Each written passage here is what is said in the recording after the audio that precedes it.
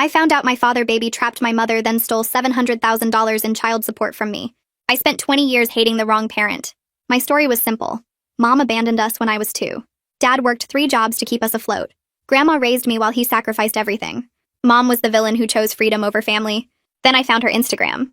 Living in Paris, head chef at a Michelin restaurant, married to someone who looked like he stepped out of Vogue. I sent her a message so full of rage it took 40 minutes to type. Called her every name I knew. Said karma would find her for abandoning her daughter. She responded in 3 minutes. You deserve to say this to my face. I'll fly you here. I went without telling anyone. She met me at Charles de Gaulle, looking nothing like the monster I'd imagined. We went to her restaurant. I screamed at her for an hour while she sat there, taking it, tears streaming down her face. Why? I finally asked. Why did you leave? Your father trapped me. That's your excuse? She pulled out her phone. I have proof. Medical records. She'd told my father she was considering termination. She was 22, severely depressed, not ready. He'd threatened to destroy her career, her life, unless she had me. But you left anyway, after 2 years of trying.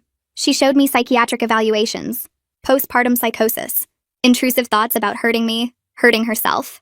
On your 2nd birthday, I found out he'd sabotaged my birth control to get me pregnant. I attempted suicide that night. The involuntary commitment papers were dated on my birthday. The court declared me unfit. He got full custody. But I've paid child support every month for 18 years. We never got money from you. Dad worked overtime constantly. I couldn't even afford SAT prep. She showed me bank statements. $3,000 monthly. $700,000 total, all cashed by my father. I called him immediately, putting him on speaker without warning. Did Mom ever pay child support? That bitch never sent a dime. Why? I hung up. My mother pulled out her laptop, logged into Facebook, found my father's hidden profile, the one he thought I couldn't see. Vegas trips, motorcycle collection, a boat, investment properties, all while telling me we couldn't afford my college applications. He stole your future to punish me, she said. The forensic accountant found everything. $800,000 with interest, hidden across 17 accounts. The judge ordered full restitution plus damages. My father called sobbing. You're destroying our family. You destroyed it when you baby-trapped a woman, stole her money, and made me hate her for 20 years. My grandmother finally confessed she knew everything.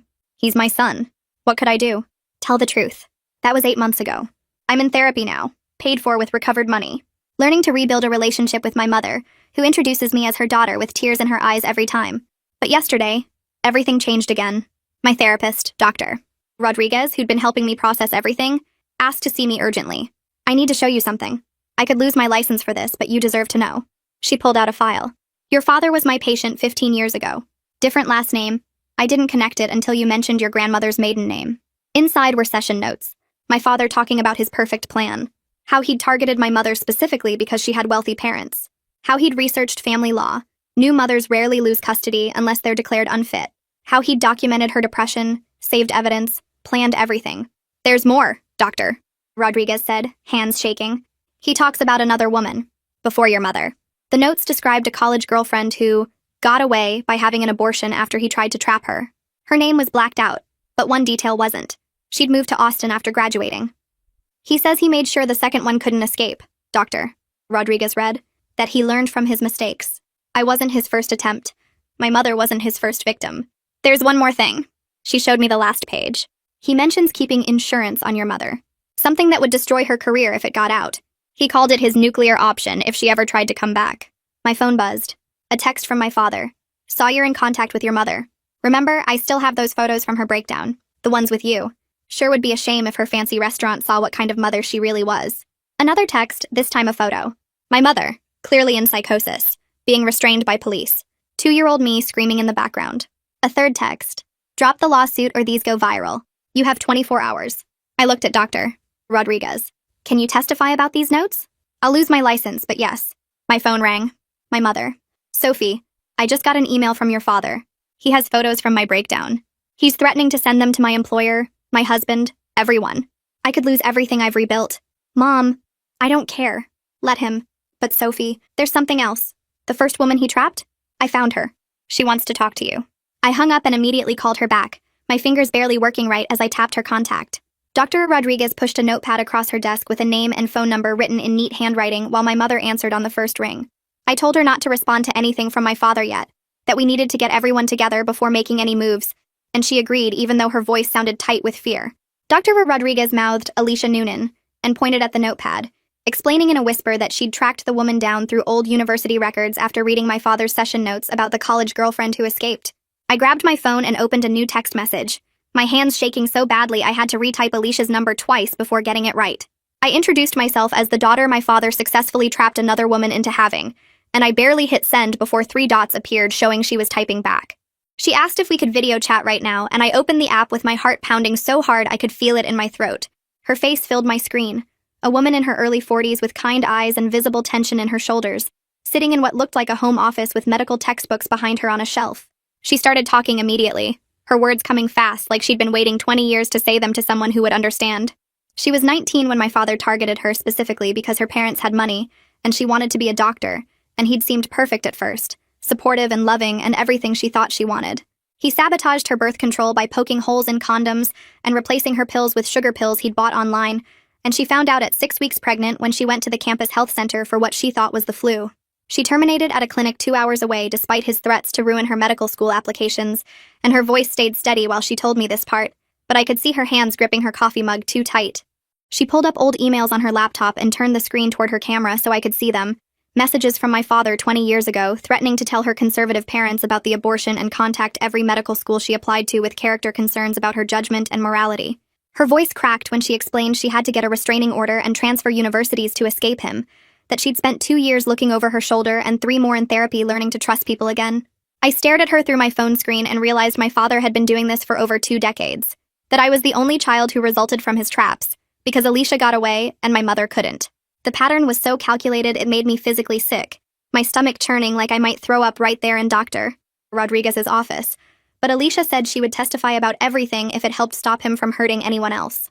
Dr. Rodriguez leaned into the camera view and explained she could face a licensing board investigation for revealing patient information, but she was willing to risk it because my father's notes described his tactics like a how-to guide for trapping women. She'd already contacted a lawyer about whistleblower protections and mandatory reporting exceptions for cases involving ongoing harm, and her voice was quiet but firm when she said some things mattered more than a license. I asked Alicia if she knew about other women my father might have targeted, and she nodded slowly before telling me he bragged in college about having a type. Ambitious women from wealthy families who he could lock down with pregnancy. She remembered him obsessing over another pre-law student named Hannah after Alicia escaped, following her around campus and showing up at her study group uninvited until campus security got involved. My phone buzzed with another text from my father, and I looked down to see a second photo of my mother being restrained by police, this one closer up. So you could see her face twisted in agony and 2-year-old me screaming in the corner with my hands over my ears. The message below read just 2 words and a number, 23 hours, and my stomach turned because he was counting down like this was some kind of game he was winning. I saved the screenshot immediately and forwarded it to my mother and Dr. Rodriguez, then pulled up Rowan Marshall's contact, the attorney my mother hired for the financial lawsuit who'd already proven he knew how to fight my father. He answered on the second ring, and I explained the blackmail situation plus Dr. Rodriguez's revelations about the pattern of victims spanning 2 decades, my words tumbling out so fast I had to stop and breathe halfway through. He was quiet for maybe 5 seconds after I finished, then said this changes everything, that we needed to document the threats as extortion while building a bigger case that showed systematic abuse across multiple victims. His voice shifted into lawyer mode, crisp and focused, asking me to forward every text and email immediately, and not to respond to my father under any circumstances until we had a strategy in place. Rowan puts me on hold and I hear him dialing another number, his voice shifting into sharp legal mode as he explains the situation to someone at the district attorney's office. Dr. Rodriguez watches me from across her desk, her hands still resting on those therapy notes like she needs to keep them grounded in reality. Rowan comes back on the line and tells me he just spoke with Kenneth Harmon, the DA who handles blackmail and harassment cases, and they want copies of everything within the hour. He warns me this is going to get worse before it gets better, that my father will probably lash out when he realizes we're building a criminal case, but the countdown clock means we can't wait for him to make the first move. I'm saving screenshots of the text when my phone buzzes with an incoming call from my mother, and I answer to hear both her and Victor on speakerphone. My mother's voice is shaking as she tells me the restaurant's board of directors just received an anonymous email with one of the breakdown photos attached. The message claiming to be from a concerned party who questions whether someone with her history of mental problems should be running a kitchen where she has access to knives. Victor cuts in, his accent thicker than usual with anger, saying he wants to fly here right now and confront my father face to face, make him understand what he's done to our family. I put them on speaker so Rowan can hear, and he immediately tells Victor that any direct contact could mess up the legal case, that my father wants exactly that kind of confrontation so he can play victim. My mother makes a sound I've never heard from her before, something between a sob and a growl, and she says she spent 20 years being ashamed and scared, but something just broke inside her when she saw that email. She sounds different. Like the fear is still there, but it's mixed with something harder now. Something that won't back down anymore. Rowan suggests we set up a conference call with everyone who's involved, and for the next 3 hours, I'm on my phone with him, Dr. Rodriguez, my mother, and Alicia, all of us talking over each other at first until we settle into what feels like a war council. We map out a strategy that involves getting ahead of my father's blackmail by taking control of the story ourselves, telling the truth about my mother's postpartum psychosis and his exploitation before he can weaponize it against her. Dr. Rodriguez explains she needs to report her ethical breach to the licensing board before my father or anyone else does, framing it as mandatory reporting of ongoing abuse and a pattern of harm that she had a duty to expose. Her hands shake as she pulls up the licensing board website on her laptop, but she keeps saying that staying quiet would be worse than losing her license, that she can't let my father hurt anyone else just to protect her career. Alicia tells us she's booking a flight to arrive tomorrow morning, that she's taking emergency leave from her job as a hospital administrator to help build the case in person. She sounds scared but determined, her voice cracking when she says she spent 20 years wondering if my father did this to other women, if she could have stopped him somehow by speaking up sooner. Rowan tells us he's filing an emergency restraining order against my father right now, tonight, based on the blackmail texts and the therapy notes showing a pattern of harassment and abuse. He explains that judges take these things seriously when there's documented evidence of threats, especially when the victim is trying to protect others too. Dr. Rodriguez emails him the relevant pages from the therapy notes, the ones where my father describes his insurance policy and his plans to destroy my mother if she ever came back into my life. 2 hours later, Rowan calls back to say the judge granted a temporary restraining order that forbids my father from contacting me, my mother, or distributing any of those photos to anyone. The order is effective immediately, and violation carries serious penalties, including jail time. My phone buzzes with a text from my father less than an hour after the restraining order goes through. The message just says you'll regret this, and below it is a photo of my childhood home, the house where I grew up thinking he was a hero. I screenshot it immediately and send it to Rowan, my hands steadier than I expected. Rowan calls back within minutes and says this is exactly why we needed that restraining order, that my father just broke it and made our case stronger. He's already forwarding everything to Kenneth Harmon, who apparently told him that immediate violations show a pattern of harassment and prove the subject can't control his behavior. Kenneth says this violation helps the criminal case a lot, gives them leverage to push for actual charges instead of just the restraining order. I open my private social media accounts and start typing, my fingers moving faster than my thoughts. I explain that my mother had severe postpartum psychosis when I was 2, that it's a real medical condition that affects thousands of women, that my father exploited her illness and documented her worst moments to use against her 20 years later. I say that anyone who receives photos of her breakdown should know they're part of a blackmail campaign by someone who trapped her into pregnancy and stole her child support for 2 decades. My mother posts something similar on her accounts, her words careful and clear about the medical reality of her condition and how my father weaponized it. Victor posts a statement from the restaurant addressing the malicious allegations, explaining that the board stands behind my mother completely and recognizes the email for what it is, harassment from someone trying to damage her career. The response comes faster than I expected, my phone lighting up with notifications as dozens of people comment and message. Several of my mother's colleagues from other restaurants share their own stories about postpartum depression and anxiety, talking about how the stigma almost destroyed their careers. 3 women send me direct messages saying my father's name sounds familiar from their pasts, that they think they might have dated him or known him years ago. I forward everything to Rowan immediately like he told me to, watching the message count climb as more people respond with support and their own experiences. One message stands out from the others, a woman named Courtney who says she dated my father 8 years ago and has a story that sounds a lot like what happened to my mother and Alicia. I click on Courtney's message and start reading, my stomach getting tighter with every line. She tells me she met my father at a coffee shop 8 years ago when she was 23 and just out of college, working her first real job at a marketing firm. He was charming and attentive, told her he was a contractor who'd been married once, but his ex-wife had cheated on him. They dated for 3 months before she got pregnant, and when she panicked, he held her hands and said he'd had a vasectomy years ago, so this was meant to be, that they were supposed to start a family together. He talked about baby names and looking at bigger apartments, made her feel safe about keeping it even though she wasn't ready. Then at 12 weeks, she started bleeding at work and went to the emergency room alone because he said he had a job he couldn't miss. She lost the baby that night, texted him from the hospital, and he never responded. His phone went straight to voicemail the next day, and when she drove to his apartment, the landlord said he'd moved out 2 days before without giving notice. She found out 6 months later through a mutual friend that he'd been seeing 2 other women at the same time, both younger than her, and he'd told them the same vasectomy story. Courtney ends the message saying she spent 8 years thinking she was stupid for believing him, but reading my posts made her realize he's done this to multiple women, and she wants to help however she can. I forward everything to Rowan immediately, and text him that we have another victim with documentation. He calls back within 10 minutes asking if Courtney will talk to him and Alicia, that hearing from other survivors might help her process what happened. I message Courtney asking if she's willing to do a video call with my lawyer and the first woman my father targeted, explaining that we're building a case and her story matters. She responds yes before I even finish typing the next message.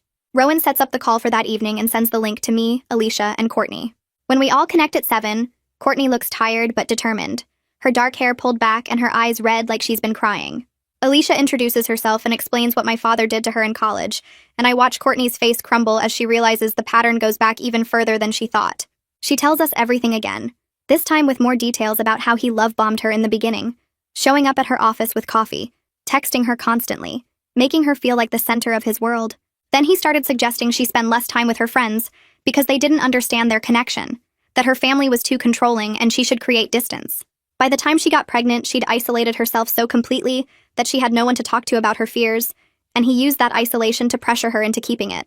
When she lost the baby, he disappeared like she'd never existed, and she spent months blaming herself for not being enough to make him stay.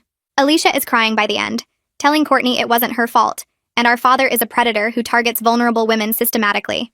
Courtney pulls out her laptop and shows us emails he sent during those 3 months. Dozens of messages talking about their future and what kind of parents they'd be, picking out baby names and discussing whether they wanted a boy or girl first. The emails are so manipulative it makes me sick, every line designed to make her feel safe and loved while he trapped her. Rowan is taking notes the whole time, asking specific questions about timeline and whether she has any proof he was seeing other women simultaneously. Courtney says she has screenshots of text messages from the mutual friend who told her about the other women. Plus, she kept a journal during that time documenting everything because her therapist suggested it. She agrees to send everything to Rowan and sign a statement about what happened. 3 days later, Rowan calls me with news that the private investigator found Hannah Ludwig in Seattle. She's a public defender now, 38 years old, and when the investigator contacted her, she refused to talk at first. I ask Rowan if I can reach out to her directly, and he gives me her email address with permission to send the therapy notes that mention her by name. I write her a careful message explaining who I am, that my father targeted my mother and at least 3 other women we know of, and that Dr. Rodriguez's notes from 15 years ago mention a pre-law student he stalked after his first victim escaped. I attach the relevant pages with her name and send it before I can second-guess myself. Hannah calls me at midnight that same night, and I answer the phone to the sound of someone crying so hard they can barely breathe. She tells me she's been in therapy for 15 years trying to convince herself she wasn't crazy, that what my father did was real abuse even though he never hit her. After Alicia escaped by having an abortion, my father fixated on Hannah during their senior year of college. He started showing up everywhere she studied, at the library and coffee shops and even outside her dorm. He sent gifts to her room, flowers and books and jewelry, always with notes about how they were meant to be together. She tried to ignore him, but he escalated, following her to classes and waiting outside when they ended, showing up at parties she attended. She finally agreed to go on one date with him, hoping it would make him stop, and he acted like that one date meant they were in a relationship. 2 months later, she realized she was pregnant, even though they'd used condoms every time. And when she confronted him, he admitted he'd been tampering with them, because he knew she was meant to be the mother of his children. He actually said those words to her, that they were meant to have a family together, and he'd made sure it would happen. Hannah had an abortion at 8 weeks and transferred to a different law school across the country, changing her phone number and blocking him on everything. She's been terrified for 15 years that he'd find her again, and hearing there are other victims makes her sob with something between relief and rage. I stay on the phone with her for 2 hours, listening to her story and telling her about my mother and Alicia and Courtney. By the end, she agrees to talk to Rowan and provide a statement, saying she wants my father to face consequences for what he's done to all of us. Rowan schedules another video call, and now we have 4 women spanning 20 years, all describing the same pattern of reproductive coercion and manipulation. He compiles all the testimony and evidence and sends it to Kenneth Harmon, explaining that this isn't just about blackmail and stolen child support anymore. Kenneth calls me directly 2 days later saying the pattern evidence could support additional charges including stalking, harassment, and fraud, that my father's behavior shows clear intent to trap and control women through pregnancy. He sounds angry in a way that makes me think he has daughters of his own. My phone rings while I'm still processing Kenneth's call, and I see it's my grandmother calling for the first time since I confronted her about knowing the truth. I remember Rowan telling me to record any contact from family members, so I start the recording app before I answer.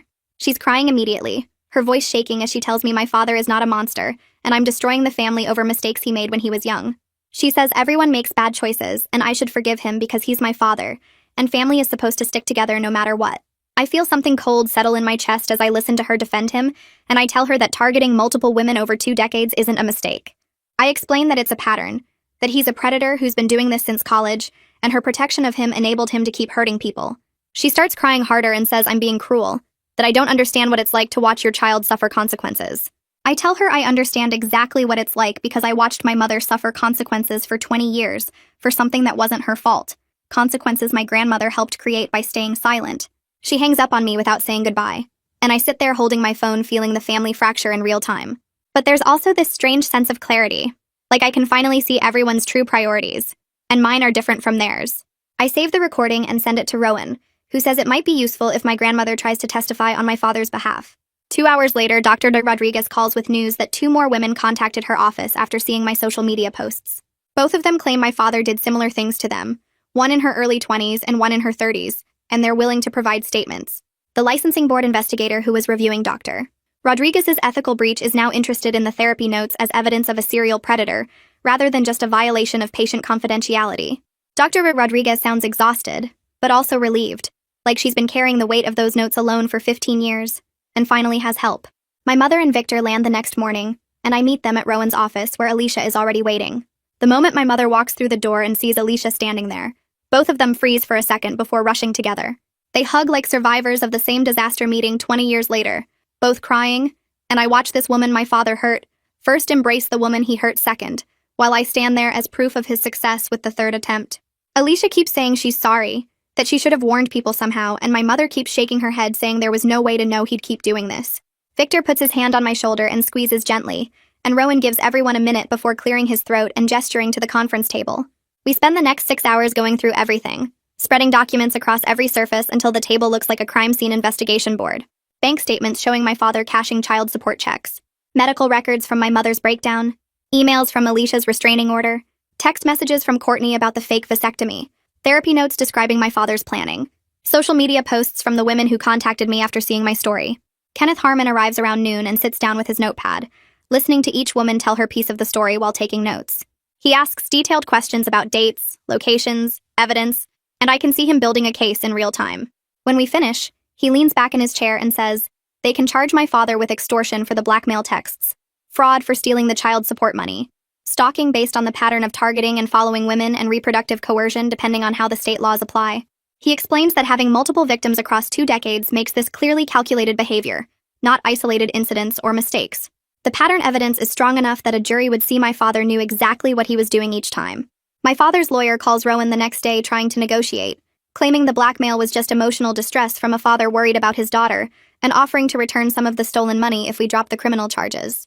Rowan puts him on speaker so we can all hear, and the lawyer's voice is smooth and reasonable, talking about how families should work things out privately, and how my father has already suffered enough. Rowan waits until he finishes and then says no in the flattest voice I've ever heard.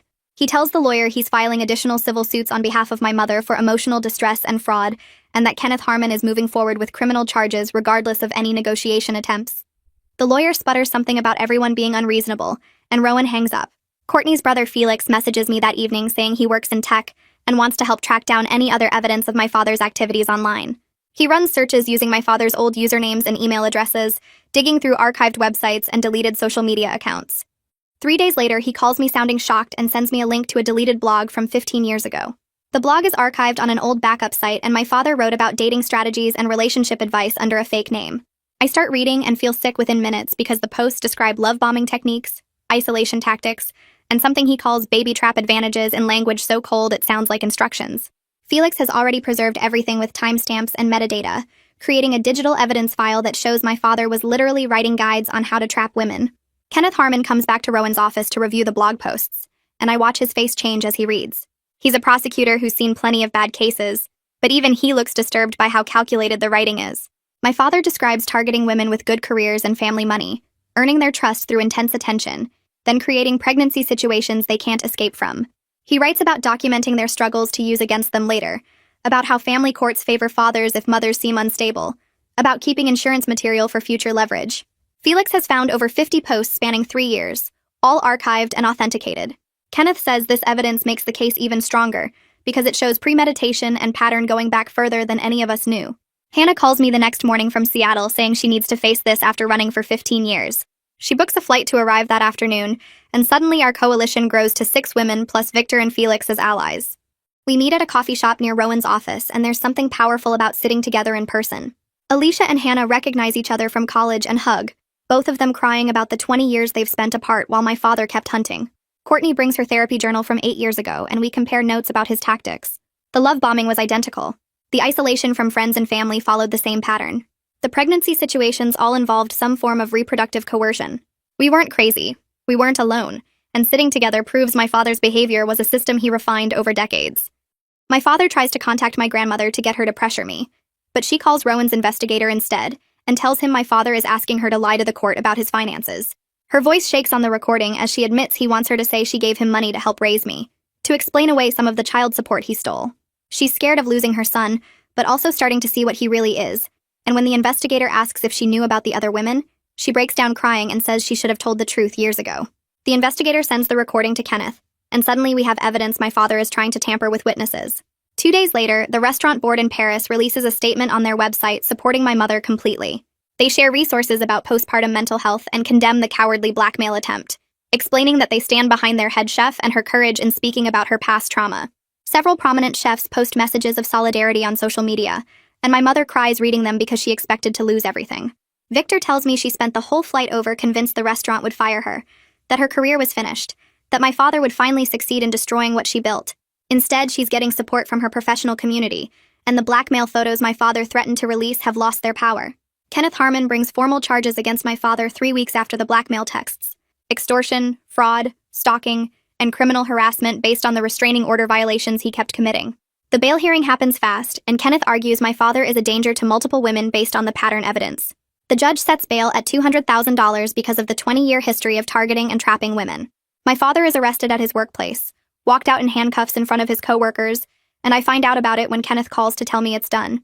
I'm sitting in my apartment when I get the news, and I just stare at my phone for a long time, trying to process that my father is actually facing consequences. Alicia texts the group chat asking if everyone is okay, and responses flood in from all 6 of us. We're scared, we're relieved, we're angry, we're hopeful, and we're together in this in a way none of us expected when we woke up a month ago. The news stations pick up the story within hours of my father's arrest. I'm scrolling through my phone when I see the headline on the local news website: Man arrested for 20-year pattern of reproductive coercion and financial fraud. They don't use his name in the headline, but the article has his booking photo, and suddenly my phone starts buzzing with texts from people I haven't talked to in years. Some are supportive, some are nosy, some just want details. I turn my phone off and sit on my couch staring at the wall. Rowan calls my landline 2 days later to tell me 3 more women contacted his office after seeing the news coverage. They all dated my father briefly at different points over the last 15 years and experienced similar controlling behavior. One of them says he tried to sabotage her birth control, but she caught him. Another says he became obsessed after 2 dates and started showing up at her work. The third says he proposed after 3 weeks and got angry when she said it was too fast. None of them pressed charges at the time, but now they want to give statements. Kenneth adds their information to the growing file of evidence showing my father's pattern. I start therapy twice a week instead of once. Dr. Rodriguez squeezes me into her schedule on Tuesday and Friday afternoons, and we sit in her office working through the reality that I exist because my father deliberately trapped my mother. Some sessions I can talk about it clinically, separating myself from the circumstances of my conception. Other sessions I can barely breathe thinking about how my entire life started with his calculated abuse. Dr. Rodriguez helps me understand that my worth isn't determined by how I came into the world, but some days that knowledge doesn't make the weight any lighter. She gives me exercises for when the thoughts get too heavy. Breathing patterns, grounding techniques, ways to separate my identity from my origins. I practice them at home, in my car, in the grocery store, when I suddenly remember that my father researched family law before getting my mother pregnant. My mother flies back from Paris for a week, and we spend hours in my apartment talking about her 2 years of trying to be a parent while drowning in postpartum psychosis. She brings journals from that time, and I read entries where she writes about loving me desperately, while also being terrified she'd hurt me. The handwriting gets shaky in some entries, almost illegible in others. One entry from 3 weeks before her suicide attempt just says, I can't, over and over for 2 pages. Another entry describes my father documenting every moment she struggled, every time she cried, every instance of her asking for help. He was building his case for custody while she was barely surviving. She shows me a photo from my 2nd birthday party. She's holding me in the picture, but her eyes are completely empty, and my father is in the background with his phone out recording. He used her illness against her while pretending to support her. Victor calls every night to check on her, and I can hear the worry in his voice even through the phone. Alicia becomes someone I talk to almost daily. She flies in again 3 weeks after the arrest and stays for a few days, meeting me for coffee and walking around the city while we process everything. She tells me about her own therapy journey after escaping my father, how it took years to trust anyone again, how she almost didn't get married because she was so afraid of being trapped. But she did get married 10 years ago and has 2 kids she chose to have, and works helping other women navigate reproductive health care. She shows me photos of her family and talks about how healing it was to make those choices for herself. She becomes this unexpected mentor figure who helps me see that my father's destruction doesn't have to define the rest of my life. We text throughout the week between her visits, and she always knows when I'm having a bad day before I even say anything. The preliminary hearing gets scheduled for 6 weeks out, and Rowan starts preparing us for my father's defense strategy. He explains that my father's lawyer will likely try to attack each woman's credibility individually, suggesting we're lying or exaggerating or misremembering. Kenneth assures us the pattern evidence makes that approach much harder to succeed with, because it's not just one woman's word against my father's, but 6 women describing identical behavior across 2 decades. We have multiple preparation sessions where Rowan walks us through potential questions and how to answer them clearly and calmly. He reminds us to stick to facts, to not get defensive, to let the evidence speak for itself. 2 weeks before the hearing, my father's lawyer files a motion to exclude the therapy notes, arguing doctor-patient privilege protects them from being admitted as evidence. Dr. Rodriguez's attorney fights back, arguing the mandatory reporting exception for ongoing harm and pattern of abuse. The hearing on the motion takes 3 hours, and I sit in the back of the courtroom watching the judge review the notes page by page. My father's lawyer keeps saying the notes are prejudicial and violate his privacy rights. Dr. Rodriguez's attorney points out that my father wrote about his plans to trap and control women, that the notes document ongoing criminal behavior, that keeping them secret would allow him to continue hurting people. The judge takes 2 days to decide and then rules the notes are admissible. Rowan calls me immediately, and I can hear the relief in his voice. "This is huge," he says. The notes establish premeditation and pattern. They show this wasn't impulsive or emotional, but calculated and systematic. I feel something loosen in my chest that's been tight since the blackmail texts. The preliminary hearing happens on a cold morning in late October. I wear a simple blue dress and keep my hair pulled back because Rowan said to look professional but approachable. The courtroom is smaller than I expected, and my father sits at a table with his lawyer, wearing a suit that probably cost more than my rent. He doesn't look at me when I walk in. I take the stand first, and the prosecutor, working with Kenneth, walks me through the blackmail texts and the stolen child support money. I read the texts out loud in court, my voice steady even though my hands shake holding the printed copies. My father's lawyer tries to suggest I misunderstood his intent, that he was just upset about the lawsuit, that the texts were taken out of context. I explain there's no context where threatening to destroy someone's career with photos from their mental health crisis is acceptable. The lawyer asks if I'm sure my father stole the money, or if maybe my mother is lying about sending it. I pull out the bank statements showing every monthly transfer for 18 years, all deposited into accounts with my father's name. The judge looks increasingly annoyed with the lawyer's questions. My mother testifies next about the reproductive coercion, the financial abuse, and the 2 years of hell my father put her through while she was severely mentally ill. My father's lawyer tries to suggest she's lying or misremembering because of her mental health history. Kenneth objects immediately, and the judge sustains it, telling the lawyer to move on. My mother describes my father sabotaging her birth control, threatening to destroy her career if she didn't have me, documenting her psychosis to use against her in custody court. She has medical records, psychiatric evaluations, and commitment papers that make everything she says impossible to deny. My father stares at the table the whole time she talks. Alicia testifies about the college incident, the threats, the restraining order she had to get, and 20 years of wondering if he'd done it to others. She brings the emails he sent threatening to tell her parents about the abortion and contact medical schools with character concerns. My father's face goes red when she reads one email out loud where he wrote that she'd regret choosing her career over their child. The judge asks to see the emails and spends several minutes reading them while the courtroom stays silent.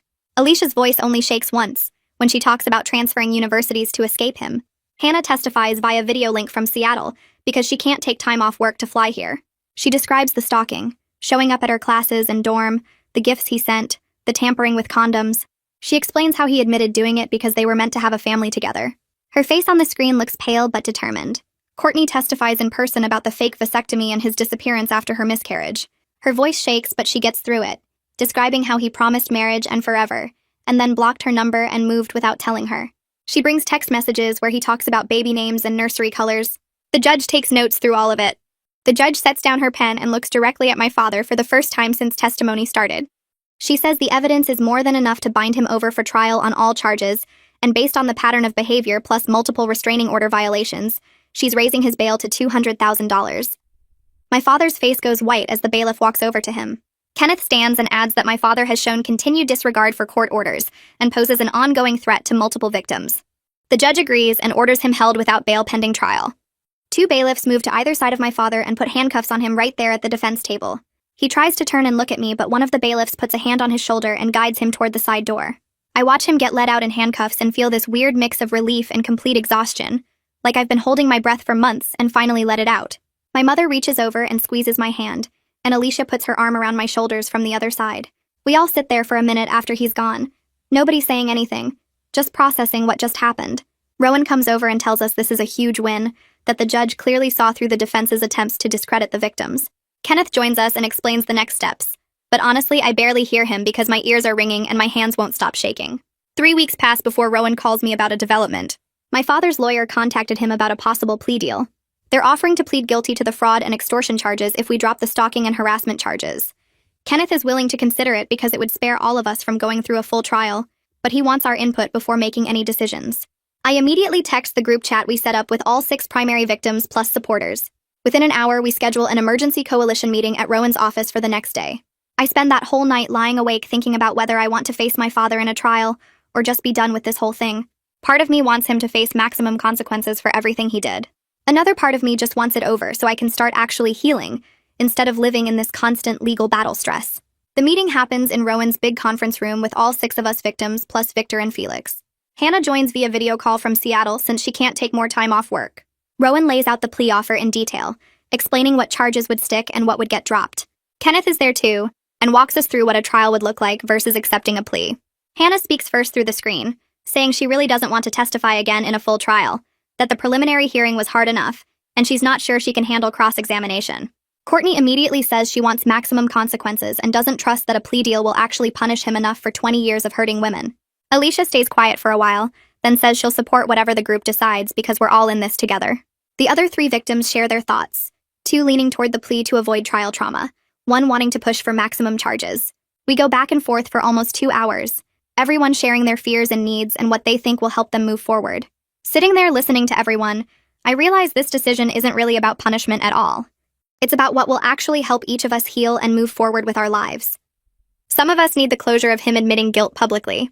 Some of us need to avoid the trauma of reliving everything in detailed trial testimony. Some of us need to see him face serious consequences. All of those needs are valid and they don't all point to the same answer. I suggest we vote on accepting a plea deal only if it includes significant prison time, full financial restitution to my mother, and whatever registration is required under state law. Everyone agrees that's a good framework. We vote, and it's 5 in favor of accepting a plea with those terms, 1 against. Courtney is the holdout, but she says she'll accept the group decision even though she personally wants him to face trial. Kenneth tells us he'll go back to the defense with our conditions and see what they counter with. The plea negotiation drags on for 2 more weeks with Kenneth pushing hard for 5 years in prison. My father's lawyer keeps arguing for probation, claiming my father has no prior record and shows remorse.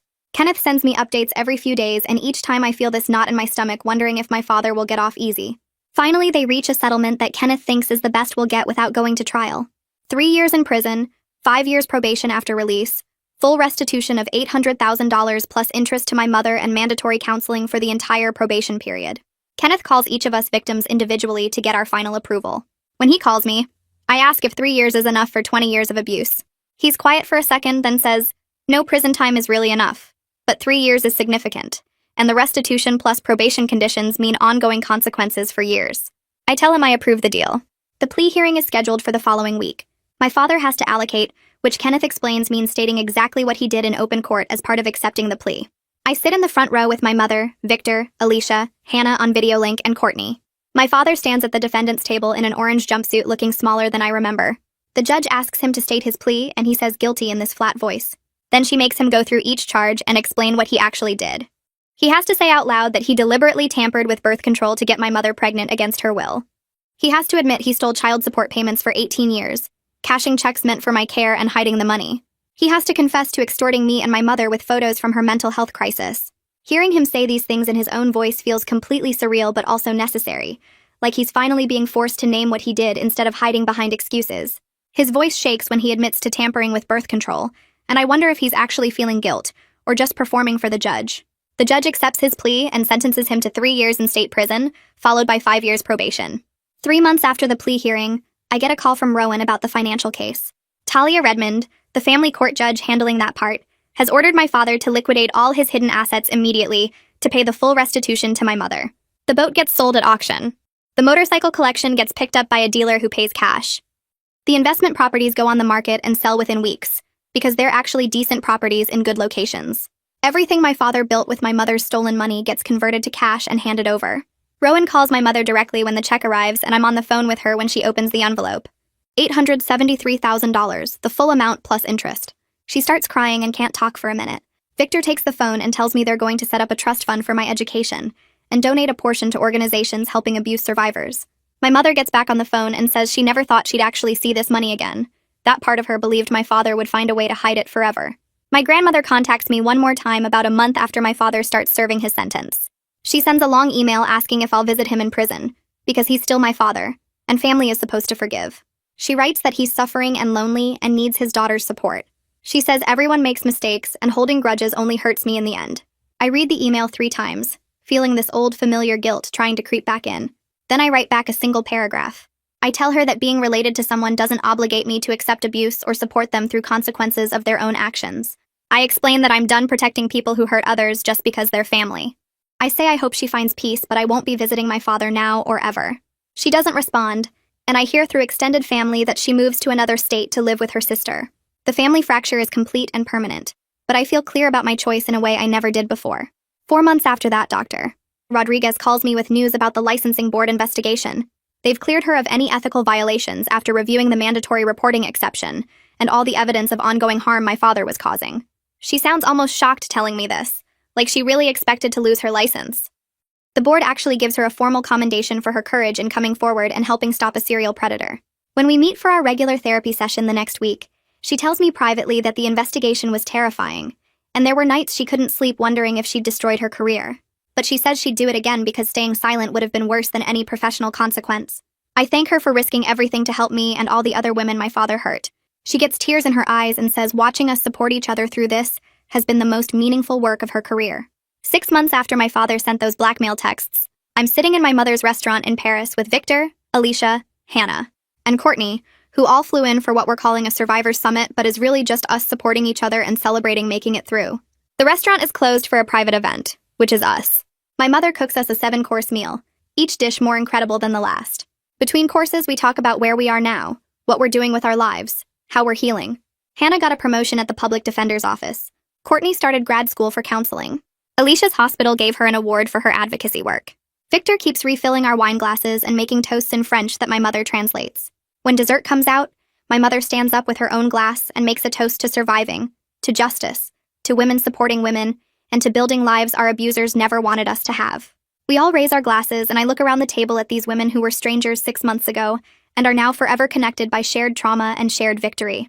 My mother's eyes meet mine across the table, and she smiles with tears running down her face. I smile back and feel something shift inside me, like maybe I'm finally becoming the person I was supposed to be before my father's lies shaped my whole life. The weeks after Paris bring a rhythm I never expected to have with my mother. We video call every Tuesday and Friday evening, her in her restaurant kitchen during prep time, me in my apartment between classes. She shows me how to properly dice vegetables while I tell her about my therapy sessions, and the legal proceedings still wrapping up. Sometimes Victor joins the calls and makes jokes in French that my mother translates, and I'm learning their language slowly through an app she recommended. We're planning for me to spend 8 weeks in Paris next summer, and my mother already has a list of places she wants to take me, recipes she wants to teach me, stories she wants to share about the 20 years we lost. It's not the relationship we would have built if my father hadn't destroyed her, but it's real and growing, and that matters more than the perfection we'll never have. The restitution money sits in my account like a weight, and an opportunity at the same time. I pay off my remaining college tuition in one payment, and my academic advisor actually calls me to make sure the payment isn't a mistake.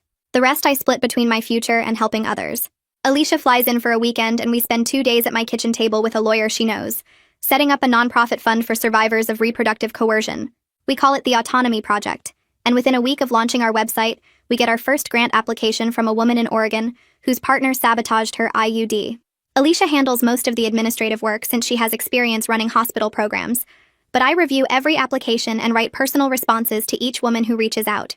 Some of their stories make me cry, but helping them access resources for legal aid, therapy, and financial support feels like turning my father's theft into something that actually helps people.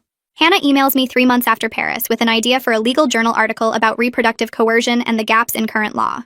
We spend hours on video calls mapping out our argument, pulling research, interviewing other survivors from our growing coalition.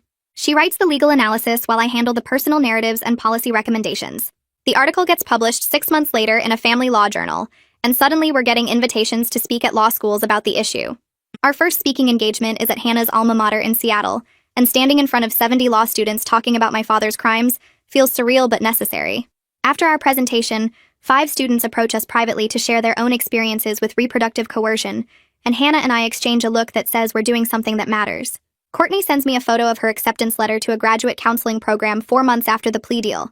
She's going back to the school to become a therapist, specializing in intimate partner abuse, and she tells me our coalition helped her realize she wants to help other women recognize and escape controlling relationships before they get trapped. Her brother Felix, who helped us track down my father's online activities, develops a safety app for documenting abuse evidence that encrypts photos and messages in a way that abusers can't access or delete. He launches it for free, and within 2 months, over 1,000 women have downloaded it. Courtney beta tests every feature and provides feedback from a survivor's perspective, and watching her transform her trauma into purpose reminds me that healing looks different for everyone. Kenneth Harmon calls me 10 months into my father's sentence with news that makes my stomach turn. My father has been violating probation rules repeatedly by trying to contact victims through intermediaries, using other inmates' phone privileges to leave messages, sending letters through his mother to our addresses. Each violation adds time to his sentence, and Kenneth tells me this pattern shows my father still doesn't accept responsibility for his actions. He's not learning or changing, just finding new ways to maintain control even from prison. The prison psychologist's reports describe him as manipulative and lacking genuine remorse, more concerned with being caught than with the harm he caused. Kenneth says my father will likely serve his full 3 years, plus additional time for the violations, and while part of me feels satisfied by this, another part just feels tired of him still taking up space in our lives. My grandmother calls me once from her new place in another state, and I almost don't answer. She's living with her sister now, unable to face the community judgment and the whispers that follow her at church and the grocery store. She wants to know if I'll ever forgive her, if there's a path back to having a relationship. I tell her honestly that I feel sad about losing her, but also clear that her choice to protect my father over his victims made this outcome the only one possible. She chose her son over the truth, over me, over every woman he hurt, and those choices have consequences. She cries and tells me she loves me, and I say I know, but love isn't enough when it comes with silence about abuse. We hang up and I block her number because I need to focus on moving forward, not on people who chose to look away.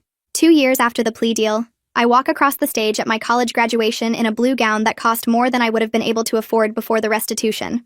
My mother and Victor fly in from Paris, and Alicia drives up from her city, and Hannah takes time off from the public defender's office to be here. Dr. Rodriguez sits with them in the audience, and after the ceremony we take a photo together that I post on social media with a caption about the importance of women supporting women. My mother cries through the whole ceremony, and when I find her afterward she hugs me so tight I can barely breathe. Victor takes dozens of photos of us together, and my mother keeps saying she's so proud. She's so proud, and I believe her completely.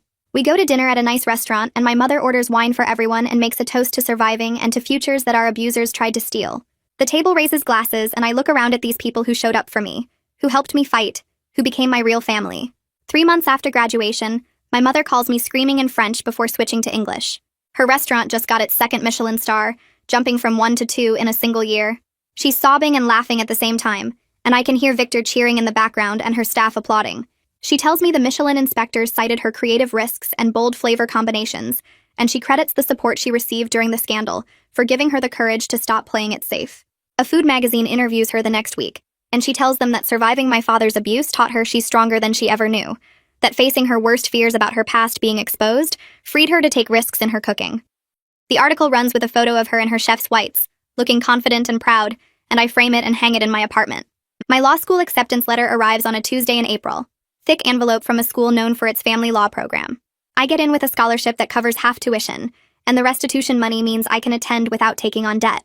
I'm going to specialize in family law and victim advocacy, inspired by Rowan's work, and determined to help other people navigate systems that often fail survivors. The acceptance feels like justice transforming into opportunity, like my father's stolen money becoming the foundation for me to help other people fight abusers like him. I call my mother first and she cries, then Alicia, who says she knew I'd get in, then Hannah, who offers to mentor me through law school since she remembers how hard it was. Dr. Rodriguez sends me a card with a note saying she's proud of the woman I've become, and I keep it in my desk drawer to read on hard days. 3 years after I found my mother's Instagram and sent that angry message that started everything, our coalition of survivors holds its 3rd annual gathering. We've grown from the original 6 of us to 12 women my father targeted over 2 decades, plus countless others we've helped through the nonprofit. We meet at a retreat center for a weekend, sharing updates about our lives, supporting each other through hard days, celebrating victories big and small. Alicia brings her kids and they play with Courtney's niece while we talk. Hannah presents research on new reproductive coercion laws being proposed in 4 states. Felix demos the latest version of his safety app. My mother and Victor cook us a feast on Saturday night, and we eat together at a long table, survivors and allies and chosen family. On Sunday morning before everyone leaves, we stand in a circle and each person shares one thing they've reclaimed from their trauma. Alicia says her trust in her own judgment. Hannah says her belief that the legal system can work if you fight hard enough. Courtney says her ability to help others without losing herself. My mother says her daughter. When it's my turn, I say my future and everyone nods like they understand exactly what I mean. 2 months after that gathering, I meet someone at a community event who asks me about my advocacy work and actually listens when I explain my boundaries about personal questions.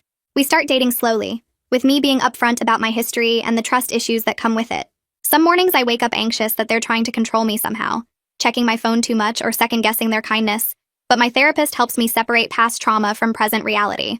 My partner never pushes, never makes me feel guilty for needing space, and on the days when I struggle, they just sit with me and wait until I'm ready to talk. It's different from anything I imagined a relationship could be, built on honesty instead of manipulation, and that makes it worth the hard work of learning to trust again. My mother suggests a trip to the coast in early fall, just the 2 of us, and I take a week off from my nonprofit work to go. We rent a small house right on the water and spend our days cooking together in the tiny kitchen, her teaching me techniques she uses at the restaurant while I tell her about law school applications and the women we've helped through the coalition. She makes this incredible fish dish one night using local catch, and I watch her work, seeing the confidence she's rebuilt over the past few years. We talk about the 2 years she tried to parent me while drowning in psychosis, and she cries telling me she's sorry for all the time we lost, but proud of who I've become anyway. I tell her I'm proud of her too, for surviving my father's abuse and building a whole new life, and we spend an evening just sitting on the beach watching the sunset without needing to say anything else. On our last morning there, she makes me breakfast and says she wishes she could have been there for all my other breakfasts growing up, but she's grateful for everyone we get to share now. I start law school the following January with a full scholarship and a clear focus on family law and victim advocacy, inspired by everything Rowan did for us, and determined to help other people navigate systems that fail survivors too often. The restitution money my father stole sits in an account funding my education and the nonprofit, which feels like justice transforming into something useful instead of just punishment. I'm happy now in a way that feels earned through surviving and fighting and refusing to let my father's abuse define my entire life. The work I do helping other women document reproductive coercion and financial abuse feels meaningful because I know exactly what they're facing.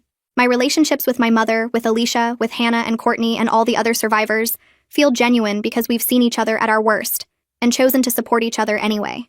I think about the 20 years I spent hating my mother for abandoning me, believing my father's lies, and it still hurts knowing how much time we lost. But I also know that speaking up about what he did helped protect other women from becoming his next victims, and the coalition we built gives survivors resources I wish I'd had earlier. My mother introduces me to her restaurant staff as her daughter, with tears in her eyes every single time, and I've stopped feeling awkward about it because I understand now that she's claiming something my father tried to steal from both of us. The life I'm building feels solid and real, constructed from the pieces of pain my father left behind, but transformed into something he never intended. Some days are still hard, and I still go to therapy twice a week, and I still sometimes wake up anxious about control and trust. But I have meaningful work ahead of me and people who see and value me for who I actually am, and I've learned that surviving something terrible doesn't mean staying broken forever. That's enough.